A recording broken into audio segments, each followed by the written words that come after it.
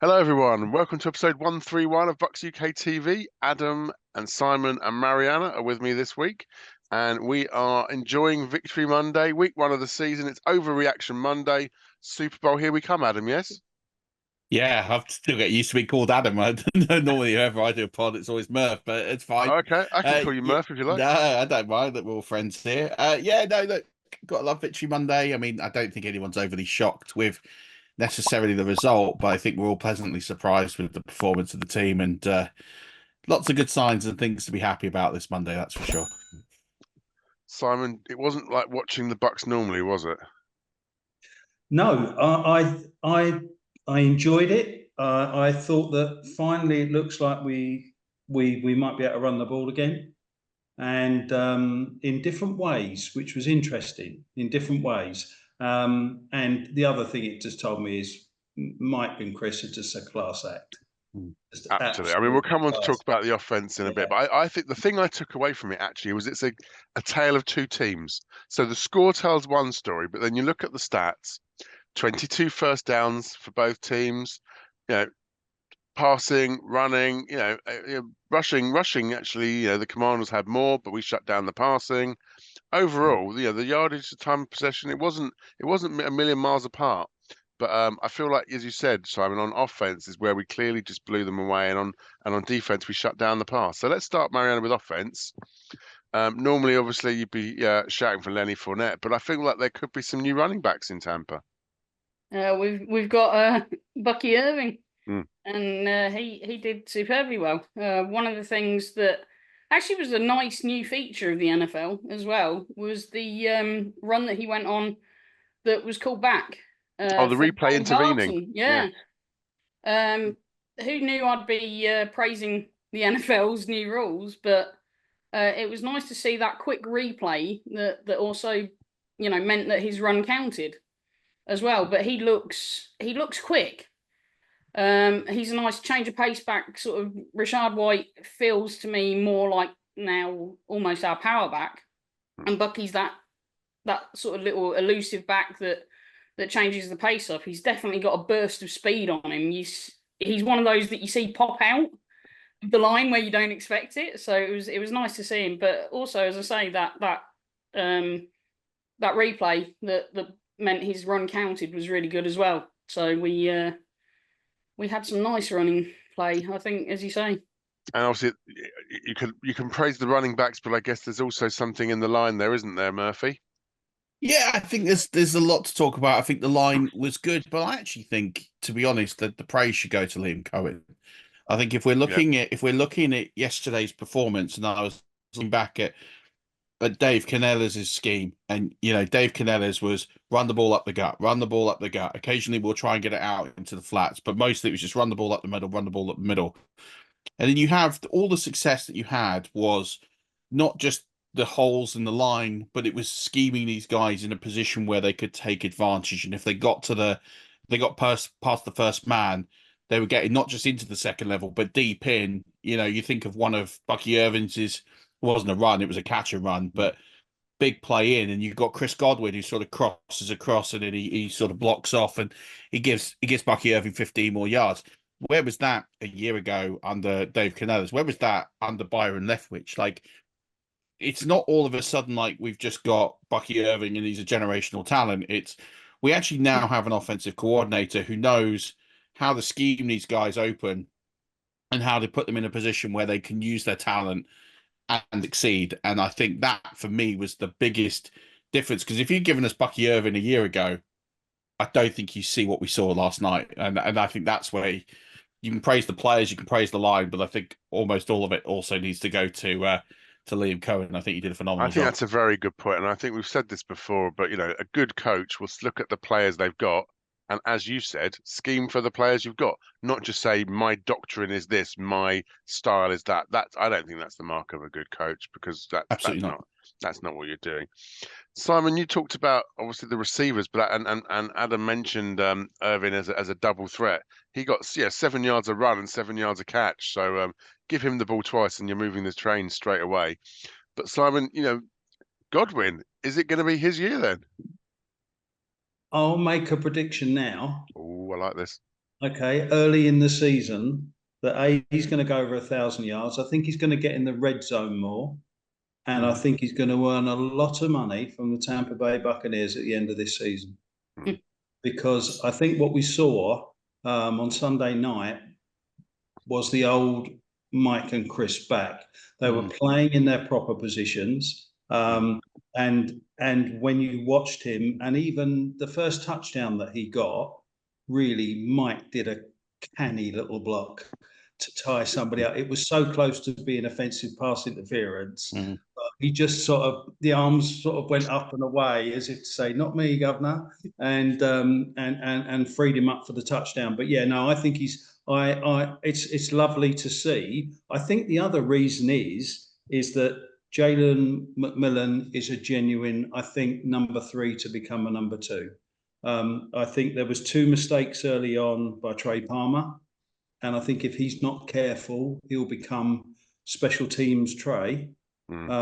Because I think that McMillan, okay, dropped one early on, but but then got one in for a touchdown. Yeah, made up for it. You're right. Yeah, made up for it. And I think that genuinely, I think when Mike started, obviously he had Vincent Jackson. I remember seeing Vincent Jackson, and he sort of was Mike's sort of leader for that first season or so. When Chris came in, Mike did it for him, and I think that Mike and Chris can do it for Jalen. I've heard like sort of people referring it as like the next Scooter. Yeah, that sort of Scotty Miller type thing. Small, nippy, but they're not quite. I think he can be better. He's got the speed, I think. But what you mentioned about the playing in their positions, I think is really interesting. Those plays where you have Mike and Chris lined up together on the same side, I think that's a coach's dream, because if you're a cornerback and a safety creeping over on that side, that's got to fill you with absolute dread, because pick your poison. Take one over the top, they'll go underneath, and vice versa. As we saw a little bit. I do want to come back and talk a little about the O-line then, because I think, exactly as you said, Adam, I think fantastic play calling to the strengths, running outside because our tackles are our strengths. But I'm worried about our guards. I think there was still a lot of pressure, a lot of Baker having to be Baker and step up, and pockets collapsing. They nearly threw a pick where he was under pressure. Lots of times he could have easily hit the ground. How worried do I need to be, Marianna, do you think? It's a little bit concerning. There was definitely, I remember one very early play where Cody Mount just basically got absolutely demolished. Part of it is you can't, as much as we can sort of knock the Commanders for not being a great team, they do have some great pass rushers. So perhaps that plays into it. They do have 2 really good pass rushers up front. But yeah, where I saw the weakness was certainly Cody Mount. He let a few slip, I think. And as I say, it was one very early play where I saw him just get absolutely demolished. He got ran through, which I think was Baker's sack in the end. So there was, I think Tristan Wirfs gave up a sack as well, and I tried watching it back. They have stupid DAZN or DAZN or whatever they are. They haven't put the coaches stuff up yet, at least on my thing, and I'm getting weird half American adverts and half German adverts. It's all over the place. But anyway, I was trying to look at that. I couldn't see it properly, but I want to give Wirfs the benefit of the doubt, not least because I just bought his throwback jersey last year. So don't go anywhere, please. I don't know. Maybe he's worried and he's keeping one eye on the inside in a way that maybe he wasn't before. Maybe the line are feeling that as well. Adam, obviously, I know you've got a keen eye when you're watching it. What do you make of the line? Well, I think it is a little harsh on Wirf. I actually think it comes inside to Bredesen, and I think Bredesen lets the man go. Yeah. And as he comes in, that's where the sack comes from. Yeah.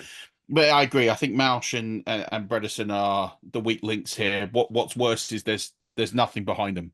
I think that's the really scary part. Is as bad as we've got it. I think Klein and which I think the Royce Newman. I think Newman. You have to look it up, and I don't know who that is. That's what I mean. Is they don't fill me with much confidence. I do think that's an area that if there's an opportunity by the trade deadline or something, I think you're going to need to get a utility player in. I mean, you do have you do have options there, and I've got no job. Probably Hainsey probably comes in there and probably plays on the right. So I think Mauch I'll give more the benefit of the doubt to. I think Marion's right. He definitely didn't have his best game, but I think he was more consistent last season. I think he's shown that he can do that role. Bredeson's new to the team. Maybe it takes a bit of time to gel. I would have liked to have seen that O-line, and I think I understand you want to rest players in the preseason, right? But I think you need to get the trenches out there, let them play a little bit, and I think I'd have liked to have seen that. I mean, we saw Barton play quite a bit to obviously get adjusted, but I would have liked to have seen the rest of the line just play a bit more in the preseason and iron out some of those kinks, because it definitely, it's the only part of the offense that is going to be worrying. But luckily, we've got a quarterback like Baker who can, he could break away from tackles. And you think of the positive yardage he got 9 times out of 10 when he was put in trouble and the pocket collapses. And that's where we're quite thankful. And that's something he's really developed a lot more, is that confidence to just break out of the pocket and turn those into positive yardages situations. You're right. If we had Tom back there, that would be a lot worse. Yeah, we saved the best till last with Baker. Simon, Baker Mayfield, 4 touchdowns, no interceptions. Clearly an average day at the office. Well, he's not getting lazy, is he? Let's face it, that big contract that he's earned over the summer, he's still carrying the chips on both shoulders, and he's exciting as well. He takes the chance, and one of the only criticisms you could have of Brady was that, when it started to get warm in the kitchen, the ball hit the deck very quickly. But I understand that he was a 45-year-old man, playing a 25-year-old man's game. But no, what was it? 289 yards, 4 touchdowns, 24 of 30, and realistically, he really, he was very accurate. There were some fantastic throws. Bearing in mind how little they played, I think pre-season is all over as well. I know the whole purpose of it is to get everyone to that first game, but with the level of injuries that we picked up, you wonder whether some more action.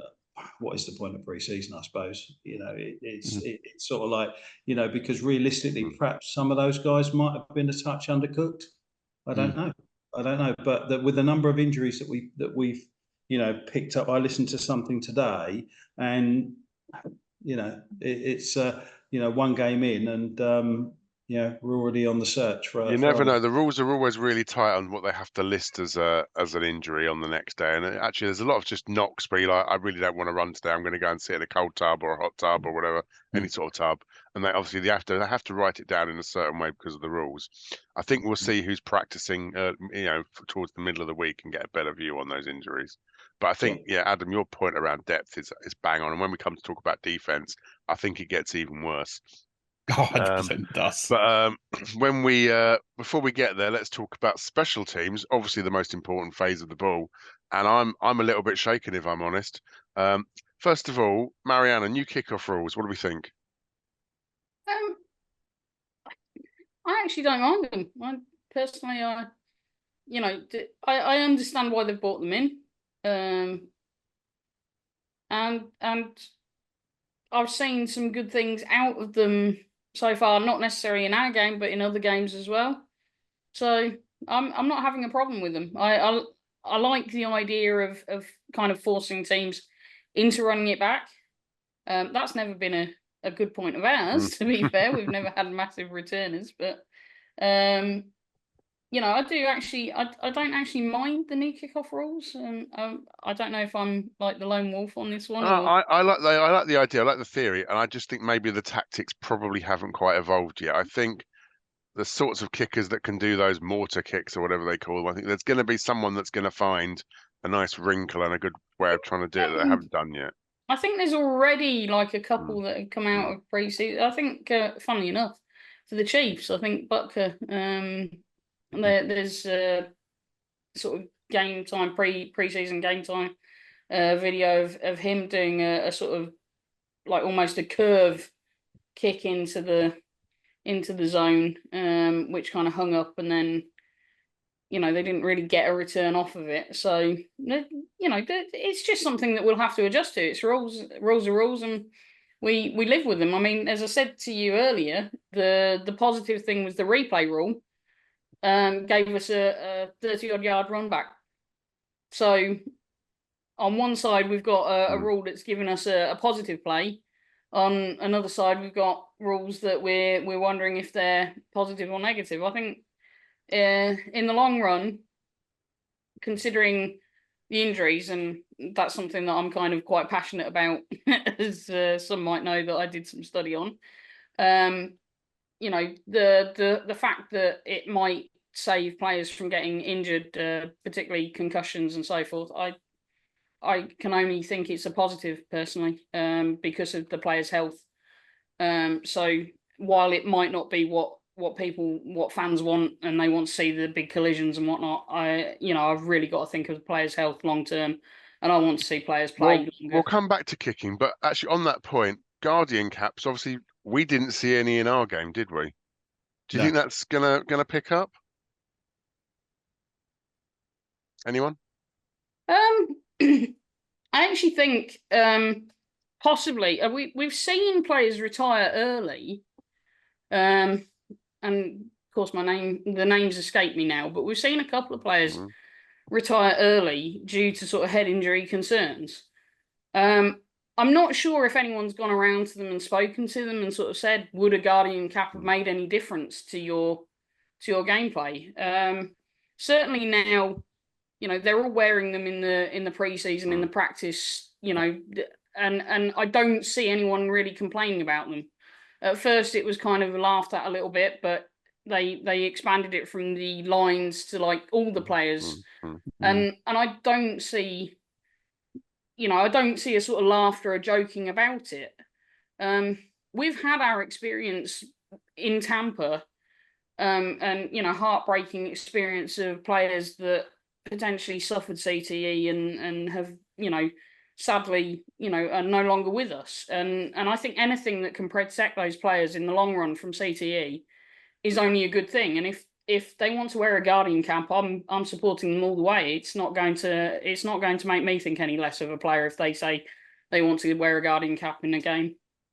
It's like all things, isn't it? When things like Guardian caps or safety, it just takes a couple of the big names to do it, and almost to say it's okay. It's unfortunate that safety has to be given an okay by a big name, a big player, like almost like a nod of acceptance. But that's a cultural society. Wherever you go, no one wants to be the outlier and different, and it kind of, the NFL has this illusion of something that's safe, i.e. makes you less tough, and that we have to break these barriers down.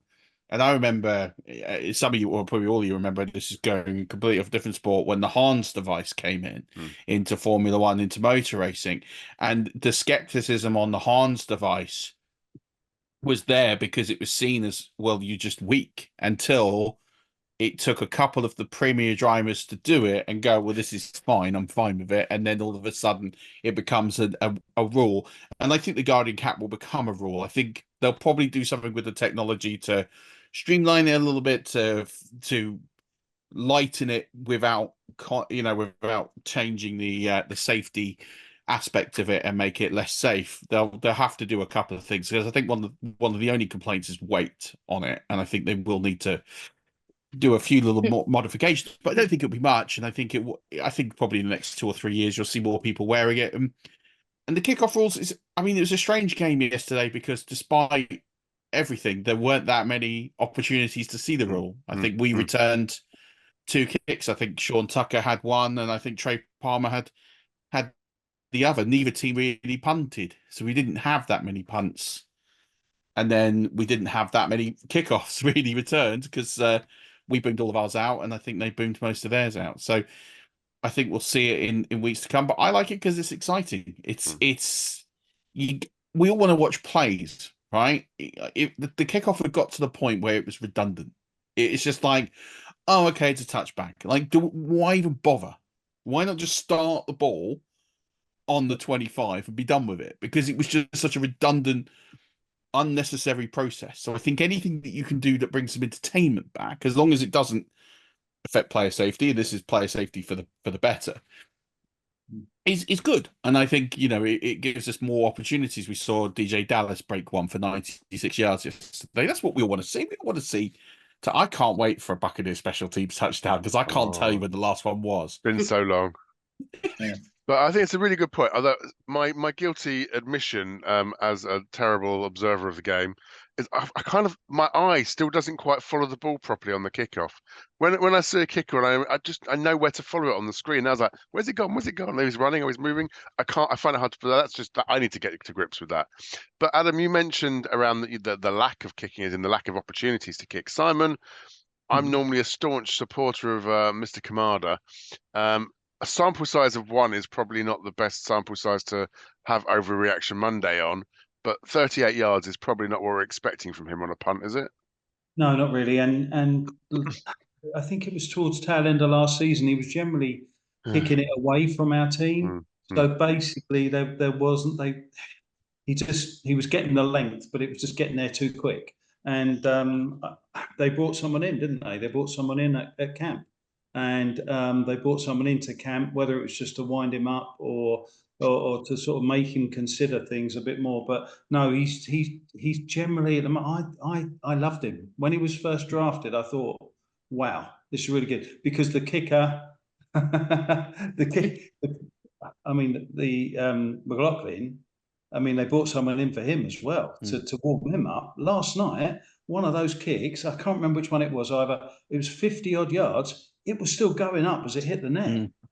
And you just think, crikey, So it worked with him, but with Kamada, no, it's not working at the moment. He's out kicking us, and that's what you have coaches for, isn't it? That's what you have. I think you're right, but I guess it's one of these things. These people have been playing the sport a long, long time.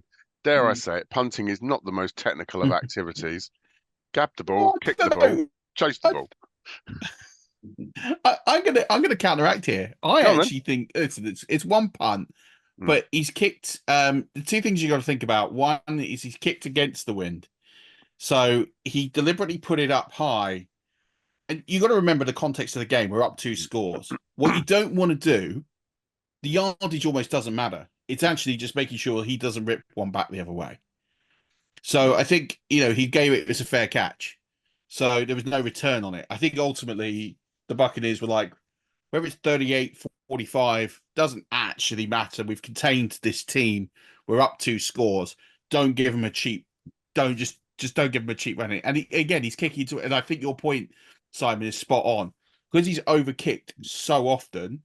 I think he almost deliberately undercooked it to ensure that he didn't outkick the team. And I think he almost took a bit off it to ensure that he didn't blow it. Because the same end that, as you said, Kieron, McLaughlin kicked a 56er and it was rising. He'd have gone 60-61. Easy, I think. Yeah. And I mean, we'll never. I mean, that's what it is. So I think you're spot on. I think he deliberately thought about that and thought, okay, well, I'm going to undercook this. As long as it doesn't get returned, it's 38, 42, 40. Who cares? It's enough. Like, just don't give away the silly play. Very fair points. I think, Kieron, we all know that it's going to be a sort of 3-week at max. If he's not performing, if he really isn't up to it, unfortunately, it's a very short life for kickers and punters. They'll find someone to replace him quite quickly. So he's got to show up next week. He's got to show up in future games, and it's going to be a different game certainly next week. We'll come on to talk about that. Hopefully indoors helps. But let's move to the defensive side of the ball then. Yeah. Marianna, we'll start with you. There's this chap on the stat sheet, someone called Tryon. What was that about? I've been saying it, and this is probably why you come to me, because I have spent I think it's 3 or 4 years now. I think he's in his 4th now. Is he in his contract year now? 5th year, isn't he? Yeah. Yeah. I've been a secret. He's going to do better. He's going to do better, and he did yesterday. Long may it continue, I think. He got a couple of sacks, so I think he kind of got a half sack, which they credited to someone else. I was seeing him getting through consistently and not overshooting, which was one of the problems that he kind of we often saw before, that he kind of overshot getting to the quarterback and kind of ran past a bit, maybe too enthusiastically. But he was actually getting to Jaden Daniels when the sacks were coming in. So unfortunately, I did also see quite a few misses from him in a couple of occasions where he seemed to just jog past players or not make an effort. So there's good and bad, I think, with JTS. I'm still pinning my colours to the mast of he's going to have a year this year. This is it. He's had a few years to develop off of other players, and this is going to be his year. Well, let's hope so. Simon, what were the defensive highlights for you? Well, the highlights were one player that I thought had a good game was Savour Dennis. I'm glad you mentioned him because I still haven't got that first name down. Dennis, yes, well, like Dennis, Mr. Dennis, yes. It's on a best guess basis, and no, I thought that when I saw all the corners were falling by the wayside, I then saw Levante running up the tunnel, and I'm thinking, well, who's coming in now? And he's one of those guys that Todd Bowles has talked a lot about through camp and over the last year about, what a player he is, and we just haven't seen it. But last night, I think he picked up the sack that Joe Tryon came in, very, very, very tight too. He really laid some wood out there as well. He made some really good tackles. There was actually, to steal one other, Christian Isian. Yeah. Basically, they had to stick him out on the edge, and he wasn't really mentioned. So realistically, he held that end down. With obviously all the cornerbacks, falling by the wayside, and for him to step into that position, he said he hadn't played it since high school, and he didn't look out of part, and that might be an answer for next couple of weeks. I don't know. And then Murf, we talked about depth earlier. I mentioned it. I think you agreed with me. The fact that we saw a lot of people go down, a lot of people playing out of sorts. Even going into the game, the fact that Brewer was kitting up in the first place, that we were clearly understaffed, I think, weren't we, on D? Yeah, listen, I've got to be honest with you. If you could have given me a week one opponent, Washington would have been right up there. And it's not because of they're a bad team, but there are certain teams that we just match up with really well. Philadelphia is another one that I think are just teams that are tailor-made for that Buccaneers defense.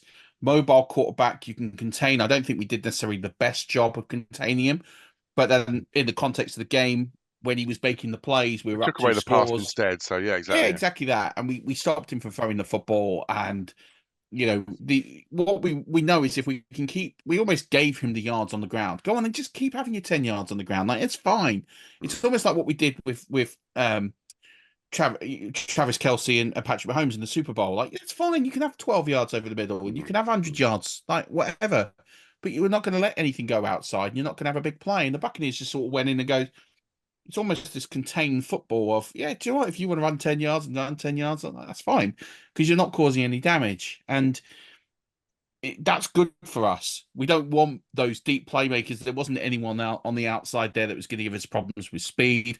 There wasn't anyone that was going to test the corners. Their 3 touchdowns are rushing touchdowns. The third one, really, let's be honest, we packed up and gone home. We were just avoiding injuries and things Very the last 2 minutes. Yeah, it didn't really matter in the grand scheme of things. The first 2 are touchdowns that I think Winfield Jr. will be upset with the touchdown he gives up to Brian Robinson Jr., but it is what it is. But the quarters could have had deck chairs. They could have been on Brighton Beach. They just had so little to do, which is why it's a perfect game for us. Next week will be very different. You've got Jameson Williams, you've got Amon-Ra St. Brown. These guys are going to have to be tip top. It's going to be a completely different game, and it's great for us to have this game week one, build some confidence. But yeah, we're really not going to. We can't take anything away from the defense and what they did yesterday. But the same thing, we can't sit there and sing the praises like we did with the offense, because in all reality, they didn't have a lot to do. It was just contain up the middle. And I thought Jordan Whitehead was outstanding. I thought Devossi Dennis was outstanding, and I thought the guys did a good job. But let's be honest, we had nothing outside the numbers that we had to sit there and really sort of defend to any real degree. And I think that's where our Achilles heel is. I mean, we've always been top 5 in least points allowed in rush, and we're always bottom 5 in points allowed in the air. And you know, we'll see what this team really is in a week's time on the other side of the ball. But yeah, and a quick plug before we go home for this one: are you going to be doing a fantasy update this week? Yeah, no, mate, I've been busy. There's already a couple out. Waiver wires out. My first thoughts on all the games yesterday are out, and I'll be podding every morning, 15-20 minutes or so, getting you ready for the weekend. And tell everyone how they find it.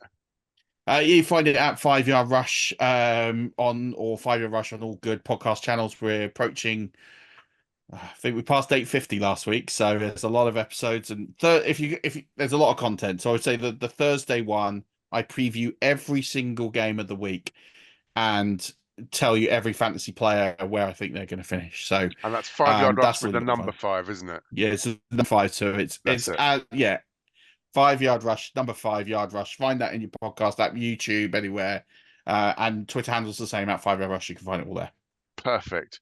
So we'll wrap it up there, but we'll join you later in the week when we're previewing the Detroit Lions game. Until then, as ever, go Bucs. Go Bucs. Go Go Bucs. Bucs.